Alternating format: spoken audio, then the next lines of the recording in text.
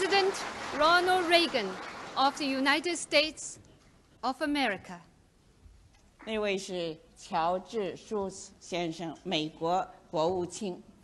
The Honorable George Shultz, Secretary of the State Department of the United States of America.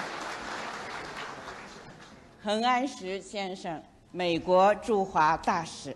The Honorable Arthur Hummel, the United States Ambassador to China.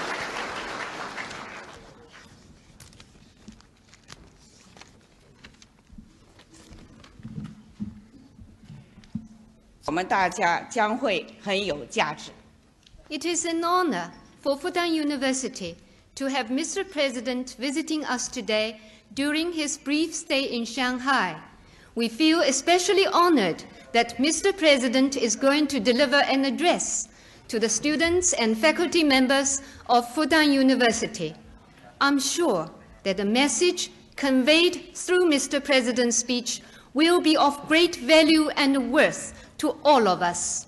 现在，让我们以热烈的掌声欢迎总统先生对我们发表演说。Now let us greet Mr. President's speech with a warm applause.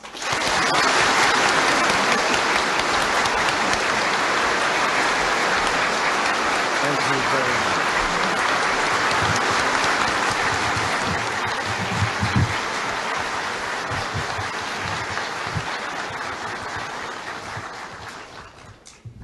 Thank you very much. We've been in your country only 5 days, but already we've seen the wonders of a lifetime.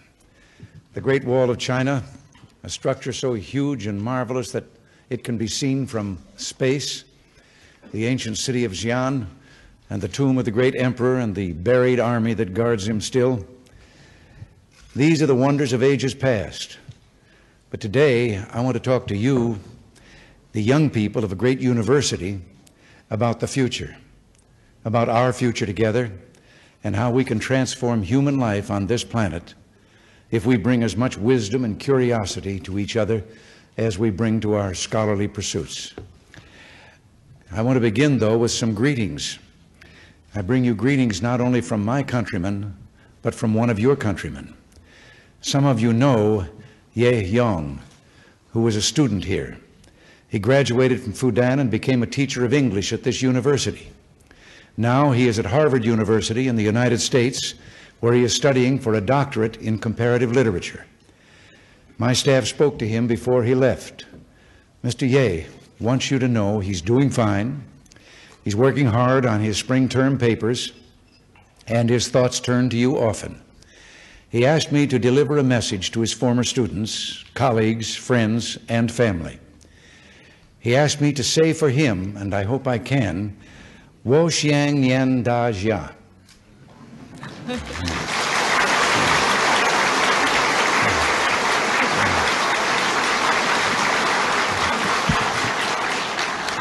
He wants you to know that he looks forward to returning to Fudan to teach, and President Xie. He said to tell you he misses your friendship and encouragement, and Mr. Ye says you are a very great woman and a great educator.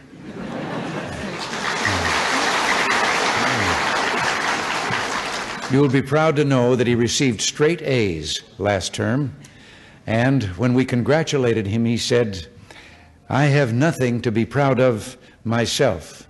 I am so proud of my university.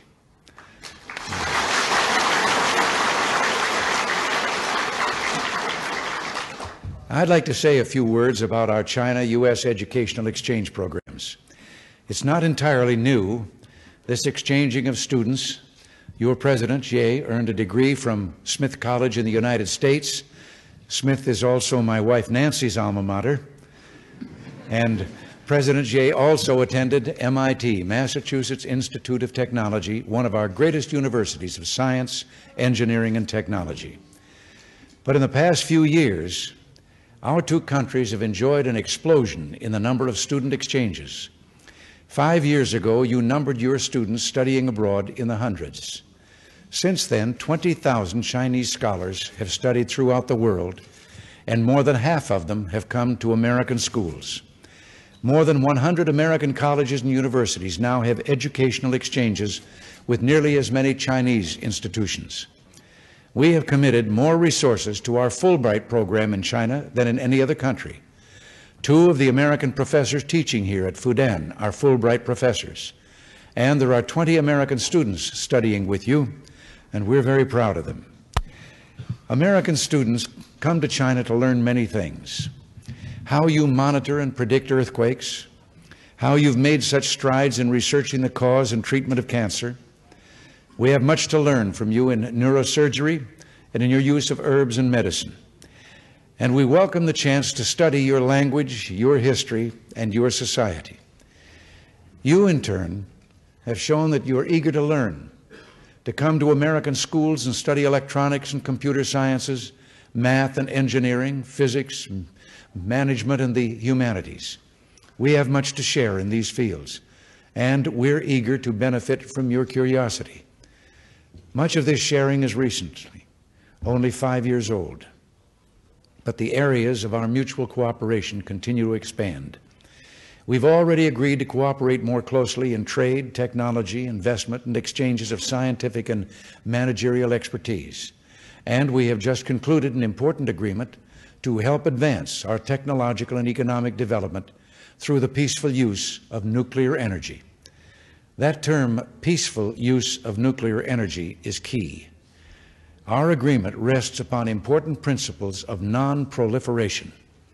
Neither of our countries will encourage nuclear proliferation nor assist any other country to acquire or develop any nuclear explosive device.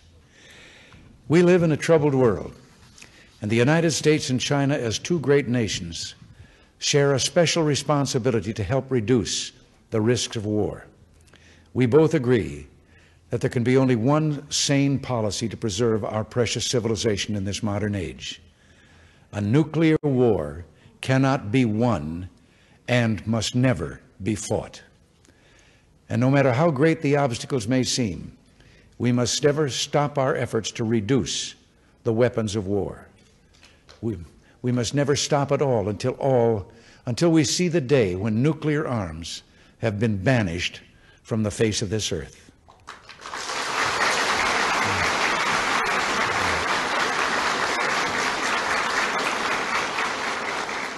With peaceful cooperation as our guide, the possibilities for future progress are great. For example, we look forward to exploring with China the possibilities of cooperating in the development of space on behalf of our fellow citizens.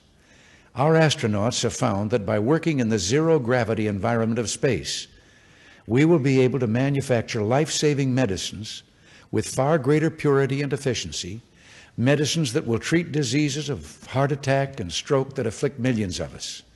We will learn how to manufacture factor VIII, a rare and expensive medicine used to treat hemophiliacs. We can research the beta cell, which produces insulin and which could provide mankind's first permanent cure for diabetes.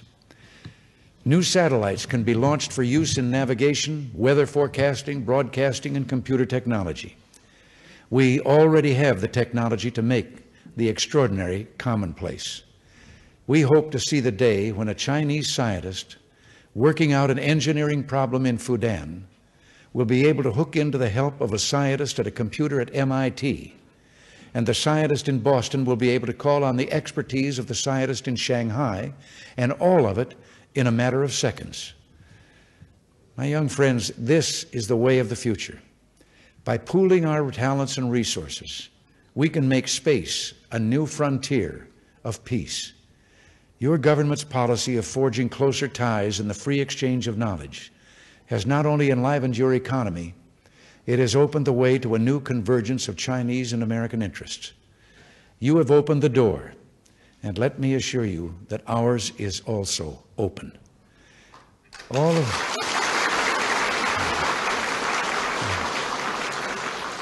Now, all of this is particularly exciting in light of the recent history of our 2 countries.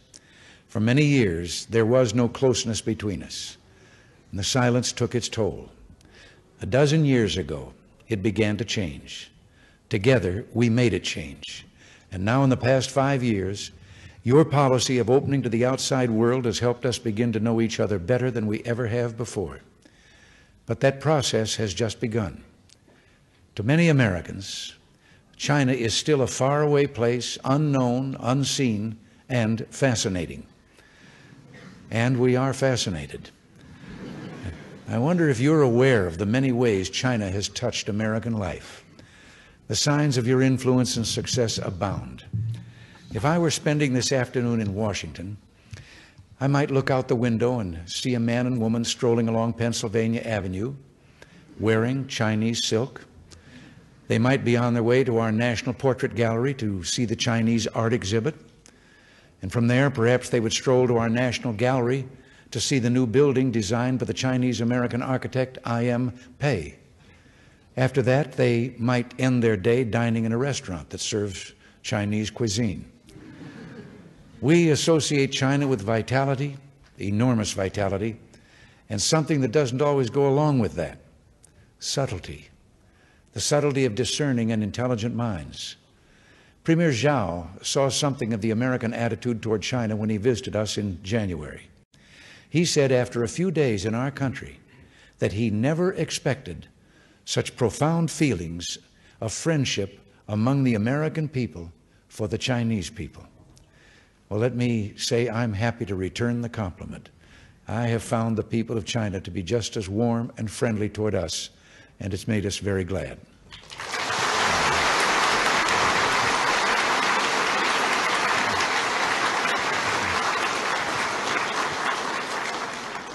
But meeting you and talking to you has only made me want to know more. And I sense that you feel the same way about Americans. You, too, wish to know more. I would like to tell you something about us and also share something of my own values. First of all, America is really many Americas.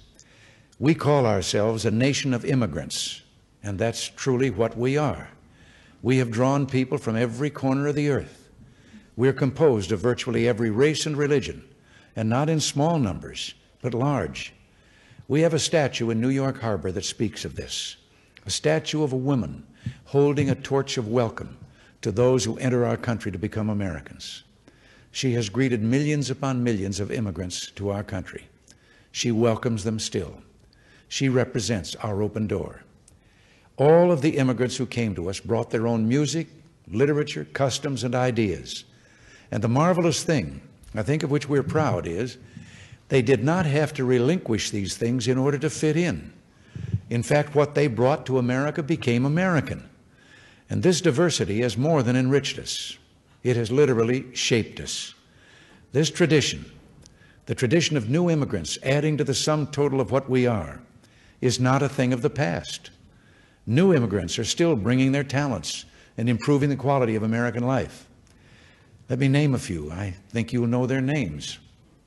In America, Wang computers have become a fixture in offices throughout the country. They are the product of the energy and brilliance of Mr. An Wang, who himself is the product of a Shanghai university. The faces of our cities shine with the gleaming buildings of Mr. I.M. Pei, who first became interested in architecture as a student here in Shanghai. What we know of the universe and the fundamental nature of matter has been expanded by the Nobel Prize-winning scientist, Dr. Li Tsang-Dao, who was born in Shanghai. We admire these men, we honor them, and we salute you for what you gave them that helped make them great. Sometimes in America, some of our people may disagree with each other. We are often a highly disputatious nation. We rather like to argue. We're free to disagree among ourselves, and we do. But we always hold together as a society. We've held together for more than 200 years because we're united by certain things in which we all believe, things to which we've quietly pledged our deepest loyalties. I draw your special attention to what I'm about to say because it's so important to an understanding of my country. We believe in the dignity of each man, woman, and child. Our entire system is founded on an appreciation of the special genius of each individual and of his special right to make his own decisions and lead his own life. We believe, and we believe it so deeply that Americans know these words by heart. We believe that all men are created equal, that they are endowed by their Creator with certain unalienable rights, that among those are life, liberty, and the pursuit of happiness. Take an American student or teacher aside later today and ask if he or she hasn't committed those words to memory. They are from the document by which we created our nation, the Declaration of Independence. We elect our government by the vote of the people. That is how we choose our Congress and our president. We say of our country, here the people rule, and it is so. Let me tell you something of the American character. You might think that with such a varied nation there couldn't be one character, but in many fundamental ways there is. We are a fair-minded people. We're taught not to take what belongs to others. Many of us, as I said, are the children and grandchildren and great-grandchildren of immigrants, and from them we learned something of hard labor. As a nation, we toiled up from poverty, and no people on earth are more worthy to be trusted than those who have worked hard for what they have. None is less inclined to take what is not theirs. We're idealists. Americans love freedom, and we fought and died to protect the freedom of others. When the armies of fascism swept Europe 4 decades ago, the American people fought at great cost to defend the countries under assault. When the armies of fascism swept Asia, we fought with you to stop them. And some of you listening today remember those days. Remember when our General Jimmy Doolittle and his squadron came halfway around the world to help, and some of those pilots landed in China. You remember those brave young men. You hid them and cared for them and bound up their wounds. You saved many of their lives.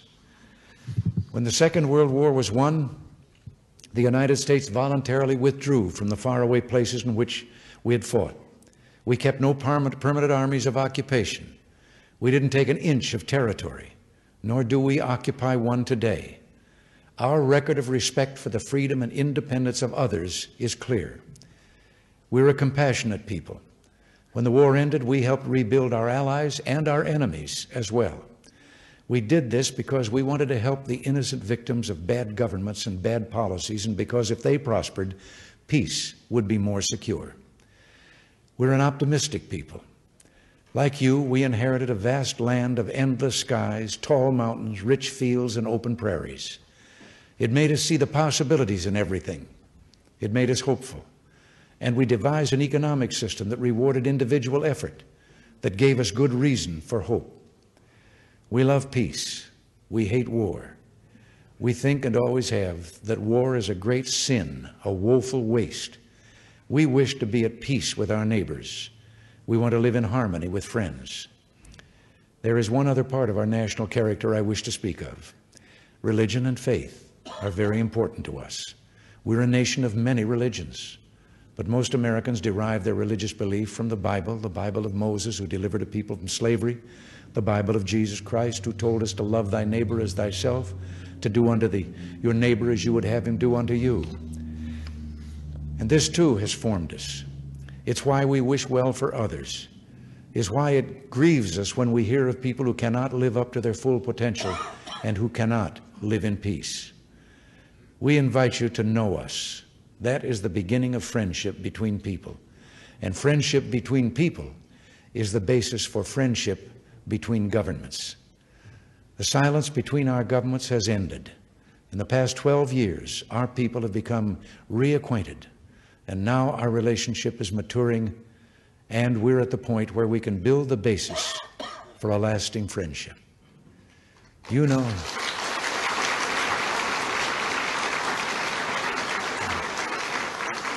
now you know as I do that there's much that naturally divides us.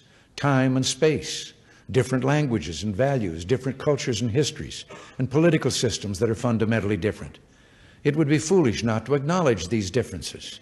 There's no point in hiding the truth for the sake of a friendship, for a friendship based on fiction will not long withstand the rigors of this world. But let us for a moment put aside the words that name our differences and think what we have in common. We are two great and huge nations on opposite sides of the globe. We are both countries of great vitality and strength. You are the most populous country on earth. We are the most technologically developed. Each of us holds a special weight in our respective sides of the world. There exists between us a kind of equipoise. Those of you who are engineering students will perhaps appreciate that term. It speaks of a fine and special balance. Already, there are some political concerns that align us, and there are some important questions on which we both agree. Both the United States and China oppose the brutal and illegal occupation of Kampuchea. Both the United States and China have stood together in condemning the evil and unlawful invasion of Afghanistan. Both the United States and China now share a stake in preserving peace on the Korean Peninsula, and we share a stake in preserving peace in this area of the world. Neither of us is an expansionist power. We do not desire your land, nor you ours. We do not challenge your borders. We do not provoke your anxieties. In fact, both the United States and China are forced to arm themselves against those who do. The United States is now undertaking a major strengthening of our defenses. It's an expensive effort, but we make it to protect the peace, knowing that a strong America is a safeguard for the independence and peace of others. Both the United States and China are rich in human resources and human talent. What wonders lie before us if we practice the advice, Tong Li He Zhuo, connect strength and work together. Over the past 12 years, American and Chinese leaders have met frequently to discuss a host of issues. Often we've found agreement, but even when we have not, we've gained insight into each other, and we've learned to appreciate the other's perspectives on the world. This process will continue, and will flourish if we remember certain things. We must neither ignore our problems nor overstate them. We must never exaggerate our difficulties or send alarms for small reasons. We must remember that it is a delicate thing to oppose the wishes of a friend, and when we're forced to do so, we must be understanding with each other. I hope that when history looks back upon this new chapter in our relationship, these will be remembered as days when America and China accepted the challenge to strengthen the ties that bind us, to cooperate for greater prosperity among our people, and to strive for a more secure and just peace in the world. You, the students at Fudan University, and the scholars at all the universities in China and America, have a great role to play in both our countries' futures. From your ranks will come the understanding and skill the world will require in decades to come. Today's leaders can pave the way of the future. That is our responsibility. But it is always the younger generation who will make the future. It is you who will decide.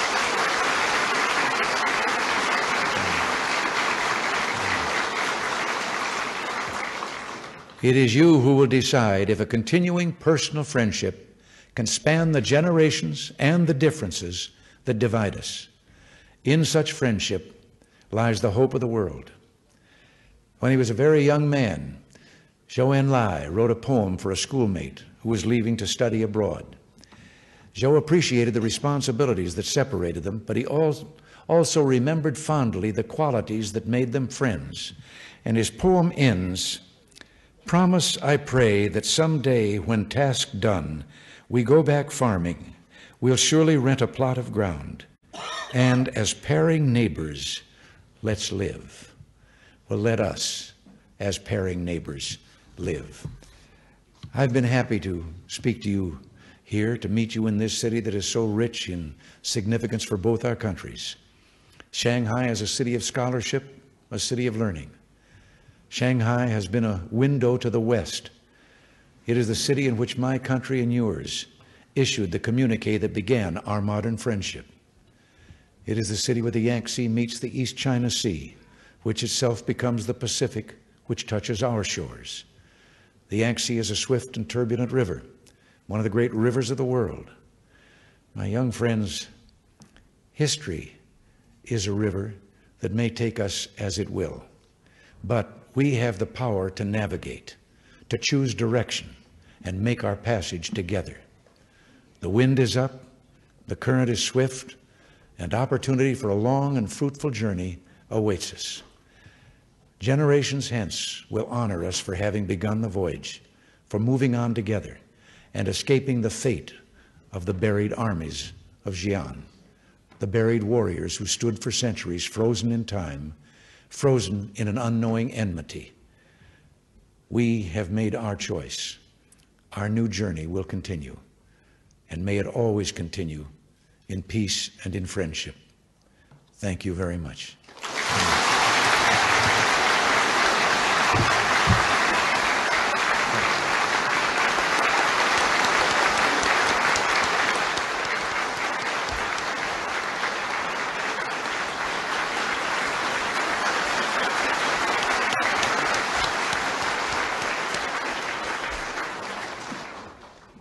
刚才总统先生在讲话中表达了进一步发展中美关系、增进两国人民友谊的愿望，我们对此十分赞赏。请允许我代表所有的听众向总统先生表示衷心的感谢。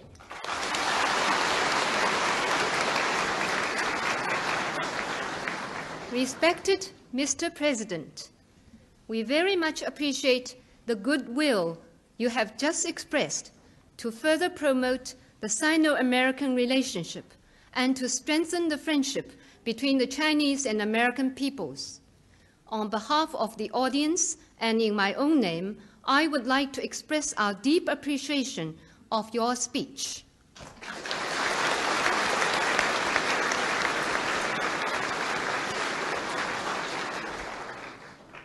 总统先生的讲话使我回忆起青年时代在美国留学时同美国老师、同学朝夕相处的难忘岁月。美国青年勤奋开朗，美国人民对于中国人民的友好感情，至今仍留给我十分深刻的印象。Mr. President's speech has reminded me of the days I spent with American teachers and students when I studied in the United States in my youth. Many years have passed since, but I have kept vivid memories of how very hardworking and high-spirited young Americans always are, and of what kind feelings the American people cherish for the Chinese people. 从那时到现在，世界形势和中国面貌都发生了巨大的变化。中国已最终结束了100多年被压迫、受凌辱的历史，建立起一个公正的、没有人剥削人的社会主义社会。现在我们的青年人已有各种机会，充分发挥自己的聪明才智，为祖国的繁荣富强和重新进入世界科技先进行列做出贡献。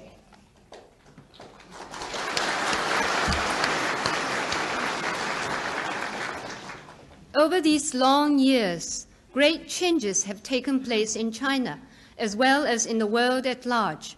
For China, an entire century of being downtrodden in humiliation is now a closed chapter. A socialist society, free from exploitation of man by man, has come into being. Today, young people of our country have ample opportunities to bring into full play their intelligence and abilities. They are making a remarkable contribution to the prosperity of the country and to China's re-entry into advanced ranks of the world in science and technology.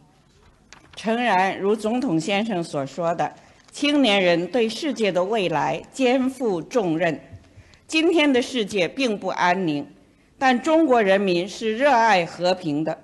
中国愿意在和平共处5项原则，即互相尊重主权和领土完整，互不侵犯。As Mr. President mentioned, young people have a major responsibility on their shoulder for the future of the world. In the present-day world, peace has not yet been securely achieved. The peace-loving Chinese people will seek to improve relations with all other countries in the world, including the United States, on the basis of the 5 principles of peaceful coexistence, respecting each other's sovereignty and territorial integrity, and not interfering in each other's internal affairs. I'm sure that our younger generation will exert themselves in defending these principles and in bringing them into realization.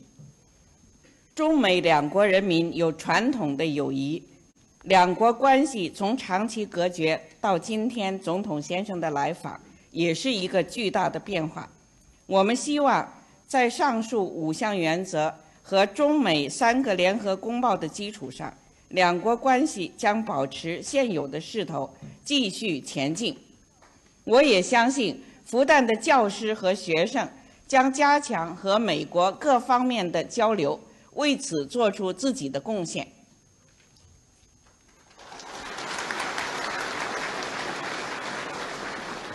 There has been a traditional friendship between the Chinese and American peoples.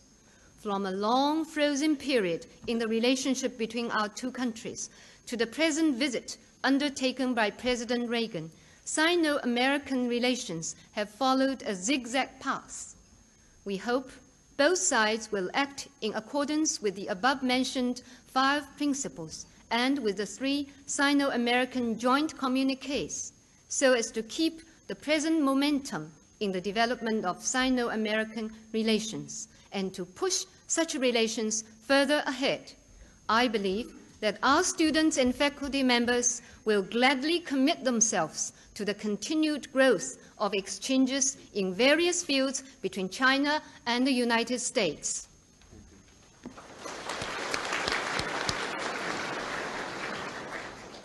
为了感谢总统先生的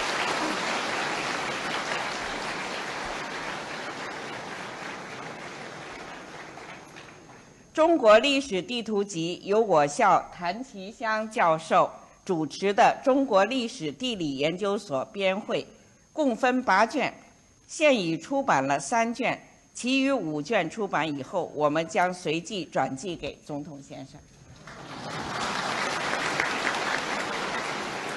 Mr. President, as a token of our appreciation of your visit to Fudan University, I would like, on behalf of the students and faculty members of Fudan University, to present you 3 volumes of an atlas of Chinese historical maps, compiled by the Institute of Historical Geography, led by Professor Tan Qi-xiang.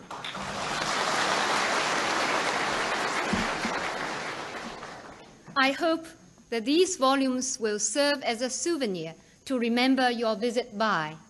The entire project, when completed, will consist of 8 volumes, among which only 3 are now published. We shall send the rest to Mr. President as they come off the press.